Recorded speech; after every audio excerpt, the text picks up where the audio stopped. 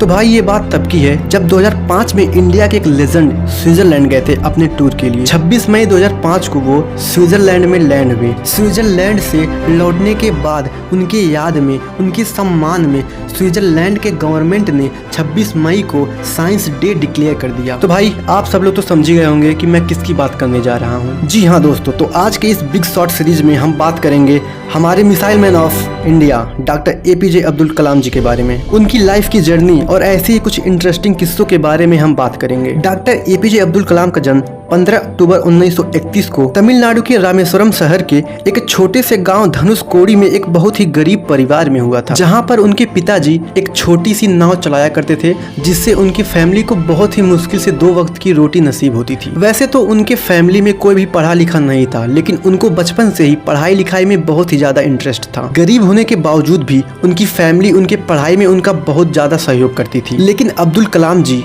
School जाने से पहले हर सुबह न्यूज़पेपर बेचा करते थे, ताकि उनकी पढ़ाई का प्रेशर उनके फैमिली पे ज्यादा ना पड़े। स्कूल में उनके बहुत अच्छे मार्क्स नहीं आते थे, लेकिन वो बहुत हार्ड वर्किंग स्टूडेंट में से थे। उनका सिर्फ एक ही फोकस रहता था कि हर दिन हर वक्त कुछ नया सीखना। इसी कारण वो घंटों घंटों तक पढ़ाई किया करते थे। बचपन से ही वो इंडियन आर्म फोर्स के पायलट बनना चाहते थे। इसीलिए उन्होंने अपनी स्कूलिंग खत्म करने के बाद मद्रास इंस्टीट्यूट ऑफ टेक्नोलॉजी के तहत एरोनॉटिकल इंजीनियरिंग में एडमिशन लिया। यह किस्सा तब का है जब वो मद्रास इंस्टीट्यूट ऑफ टेक्नोलॉजी में पढ़ रहे थे, और उस वक्त वो एक सीनियर कॉलेज के प्रोजेक्ट पर काम भी कर रहे थे। और उस प्रोजेक्ट के प्रोग्रेस को लेकर कॉलेज के हेड बहुत गुस्सा हुए और डॉक्टर APJ अब्दुल कलाम को उन्होंने कहा कि अगर ये प्रोजेक्ट 3 दिनों में कंप्लीट नहीं होता है तो मैं तुम्हारा स्कॉलरशिप कैंसिल कर दूंगा। और ये बात सुनकर अब्दुल कलाम जी बहुत ही ज़्यादा घबरा गए, और फिर उन्होंने दिनों रात मेहनत करके उस प्रोजेक्ट को 3 दिन के अंदर ही कंप्लीट कर दिया। यह देखकर उनके हेड बहुत ही ज़्यादा खुश हो गए,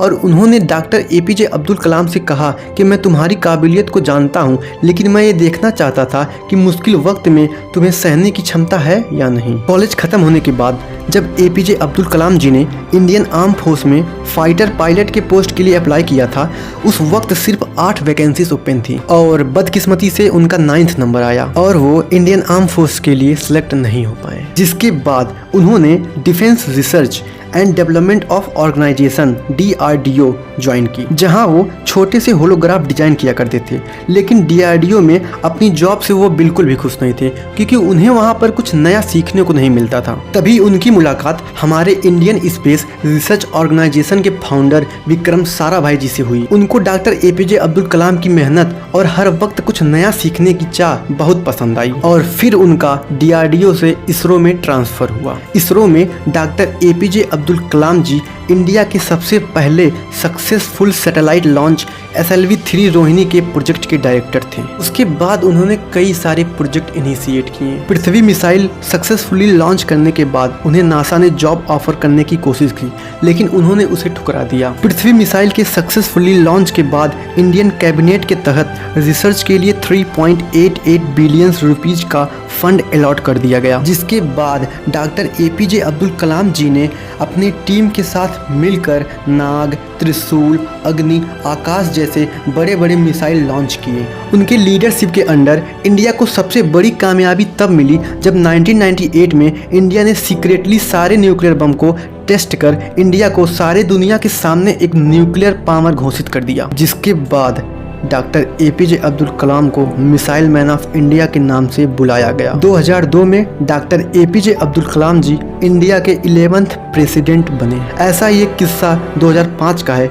जब उनकी फैमिली राष्ट्रपति भवन में रहने आई थी। लगभग 10 दिन तक उनके फैमिली के 52 मेंबर्स राष्ट्रपति भवन में रुके थे, और उनके जाने के बाद डॉक्टर APJ अब्दुल कलाम जी 3,52,000 रुपीज़ अपने फैमिली के रहने खाने सबका पैसा गवर्नमेंट को दे दिया। और फिर जब एक रिपोर्टर ने उनसे पूछा कि आप अपने फैमिली के रहने और खाने का पैसा सरकार को क्यों दिए, तब उन्होंने जवाब देते हुए कहा कि सरकार मेरे रहने और खाने का पैसा देती है, ना कि मेरे फैमिली का। और इसी खुददारी ने पूरी दुनिया को इनसे प्यार करने पर मजबूर कर दिया। इनके पास जायदाद कोई नहीं थी अपने किताबों के अलावा, पर अपनी कहानियों से, अपने कामों से द मिसाइल मैन पूरी दुनिया में मिसाल बन गए।